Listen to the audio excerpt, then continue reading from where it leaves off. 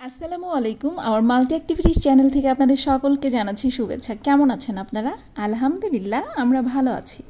বাজারে অনেক ইলিশ মাছ, আর ইলিশ মাছ দিয়ে তো আমরা অনেক রকম রেসিপি তৈরি করে থাকি। আজকে হচ্ছে কুমড়ো পাতা দিয়ে ইলিশের বড়া আপনাদের সাথে শেয়ার করব। আর এটা হচ্ছে মুখে লেগে থাকার মতো একটা রেসিপি। খুব সিম্পল খাবার হলেও আপনি কয়েক প্লেট ভাত একসাথে খেয়ে ফেলতে পারবেন।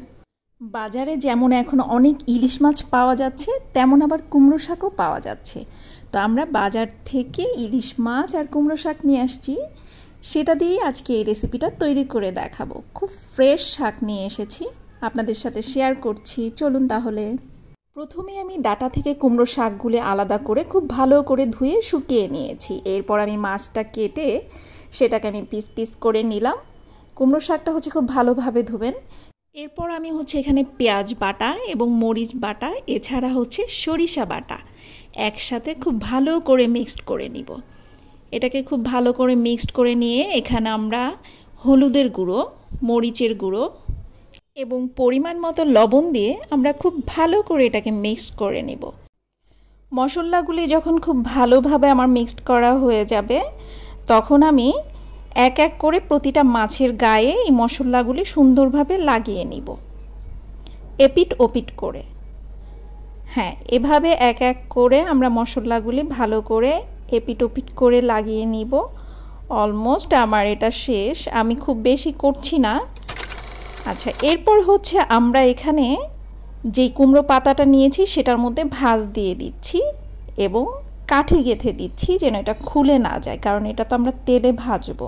তো ভাঁজটা একটু ভালো করে খেয়াল করে দেখেন যেন পাশ দিয়ে মশলাটা বের না হয়ে যায়, সেই জন্য আমরা ভালো করে পাতার মধ্যে দিয়ে এটাকে কাঠি গুঁজে দিব। হয়ে গেল আমার এটা।